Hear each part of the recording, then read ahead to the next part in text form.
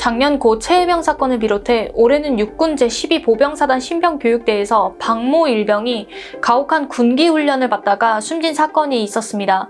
이처럼 최근 군대 내 사망사고가 지속적으로 발생하고 있지만 군의 부실 내사 및 사건 은폐 등으로 사망사고에 대한 책임자 처벌과 사고 재발 방지 대책 마련이 미흡한 실정입니다. 이는 군인들뿐만 아니라 향후 군입대를 앞둔 사람들의 사기를 떨어뜨리기에 궁극적으로 국가 안보 근간이 흔들리게 되는 심각한 사안입니다.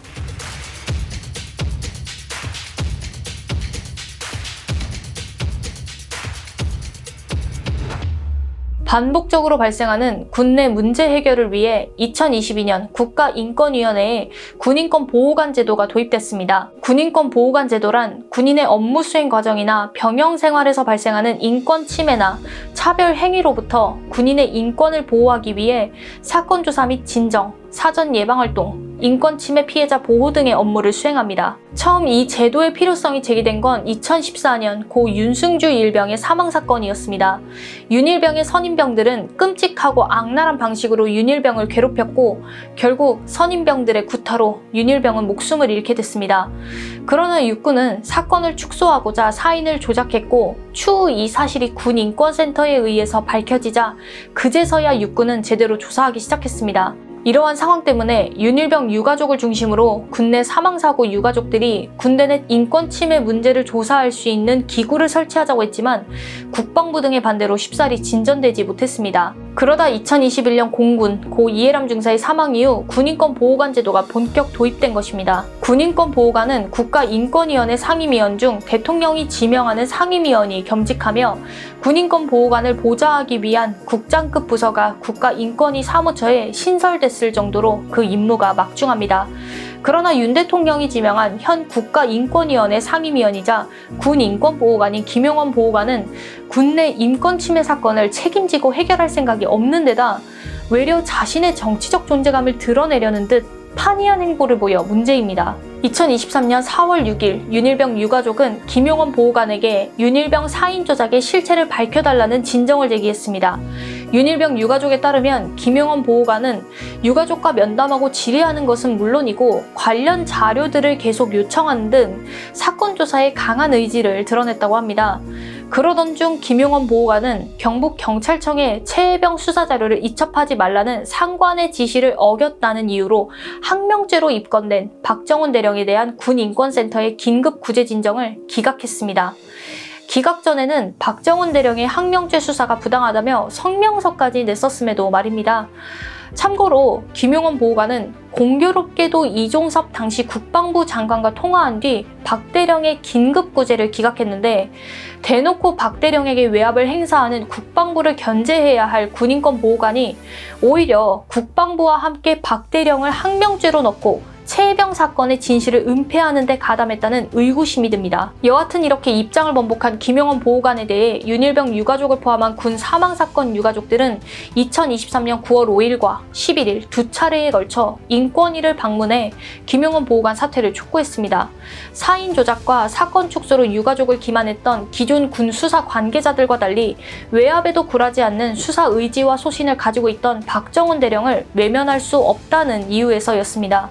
그 뒤 10월 10일 김용원 보호관은 자신의 사퇴를 촉구한 윤일병 유가족에게 보복하려는 듯 갑자기 윤일병 사건 조사를 중단하겠다고 했습니다. 진정의 원인이 된 사실이 발생한 날로부터 1년 이상 지나서 진정한 경우 사건을 각하할 수 있다는 국가인권위원회법 제32조 제1항 제4호를 들어서 말입니다.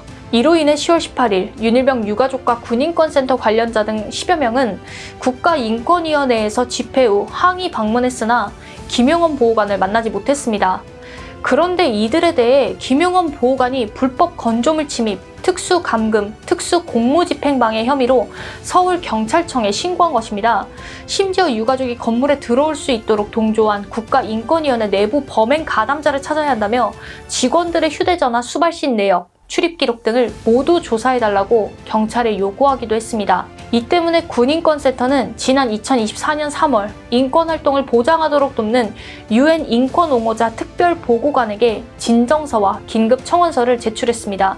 그 뒤 6월 25일 메리 로울러 UN 인권옹호자 특별보고관은 김영원 보고관의 인권 탄압의 우려를 표명하는 서한을 UN 주 제네바 한국 대표부를 통해 한국 외교부에 전달했습니다. 유엔에서도 김용원 보호관의 인간 경시 및 인간에 대한 몰지각, 몰이해를 문제 삼고 인권 탄압을 비판한 것입니다. 원래 김용원 보호관은 인권과는 다소 거리가 먼 여러 기행 전력이 있습니다. 물론 검사 출신으로 최악의 인권유린 사건 중 하나로 불리던 부산 형제복지원 사건을 수사했지만 단지 맡겨진 사건을 수사한 것일 뿐 그 이상도 그 이하도 아니었습니다. 김용원은 1990년 1월 부산지검 검사 3명과 함께 여성 접객원들과 술을 마시다 불법 영업 단속을 나온 경찰관들과 그 옆에서 같이 취재하던 KBS 취재원들에게 적발됐습니다. 이때 경찰관들에게 폭언과 폭행을 한 것과 더불어 이후 KBS 기자 1명을 보복 기소했다는 것 때문에 검사 생활에 종지부를 찍었습니다. 그 뒤 변호사로 지내며 1999년 3월 김선길 당시 해양수산부 장관에게 한일 어업협상의 실패를 책임지고 할복 자살하라는 편지와 함께 길이 65cm에 달하는 일본도를 보내는 괴팍한 행동을 하기도 했습니다. 거기다 국가인권위원회 상임위원 및 군인권보호관이 된 이후에도 막말과 폭언, 극우적 이념적 발언으로 여론의 문매를 맡고 있습니다. 송도한 국가인권위원회 위원장이나 인권위 직원들과 인권위 운영 및 의결 방식 등을 두고 충돌을 거듭하고 있습니다. 그는 송 위원장 등을 겨냥해 인권위는 좌파 해방구, 취약한 노인이라고 비난하는가 하면 자신을 비판하는 인권단체와 언론에 대해 인권 장사치, 기레기라는 막말도 쏟아냈습니다. 또한 유엔 여성차별철폐위원회에 제출하기 위해 한국의 유엔 여성차별철폐협약 이행 상황을 점검하고 국가인권위원회의 의견을 정리한 독립보고서 안에는 한국 내 일본군 성노예제 피해자들에 대해 일본 정부가 사과하라는 내용이 있었습니다.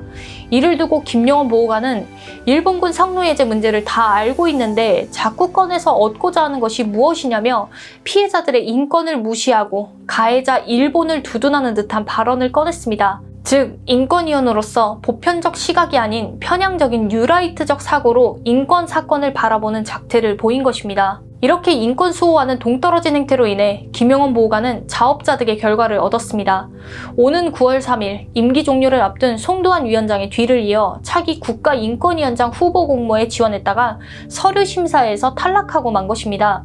그런데도 자신을 심사했던 국가인권위원회 위원장 후보 추천위원회를 두고 잡스런 수준, 엽기적이라고 비난하며 여전히 본인의 행실에 대한 일말의 반성이나 책임의식을 느끼지 못하는 듯한 모습을 보여줬습니다. 자꾸만 국민들의 눈살을 찌푸리게 만들었던 김용원 보호관은 서류 탈락으로 일단락됐습니다. 이렇게 해서 김용원 보호관에 의해 시끄럽고 어지러웠던 국가인권위원회가 조금은 진정되나 싶었지만 최종적으로 국가인권위원회 위원장 후보에 오른 4명의 사람들을 보면 다소 우려되는 측면이 있습니다. 이들은 모두 법조인 출신들이자 인권과 관련된 활동 경력이 적고 더군다나 몇몇 후보의 경우 과거 반인권적이고 무지한 역사관을 드러내는 언행들을 해온 것으로 밝혀졌기 때문입니다. 현재 후보자들로는 김진숙 법무법인 바른변호사, 김태훈 사단법인 성공적인 통일을 만들어가는 사람들 이사장, 안창호 법무법인 화우 변호사, 정상환 법률사무소 변호사가 있습니다. 그중 김태훈 후보는 한반도 인권과 평화를 위한 변호사 모임의 회장으로 활동할 당시 제주 4.3 항쟁을 공산폭동과 반란이라고 주장했습니다. 제주 4.3 사건 진상규명 및 희생자 명예회복에 관한 특별법을 두고는 대한민국 근본을 부정하고 국민의 기본권을 침해하는 명백한 위헌 규정들로 가득 찬 최대의 악법이라고 비난하기도 했습니다. 이를 볼 때 앞으로 국가인권위원회가 본연의 업무를 잘 수행하는 것을 넘어서 인권을 존중하지 않는 현 윤 정부에 맞서면서까지 인권 수호와 향상에만 매진할 수 있을지 우려가 됩니다.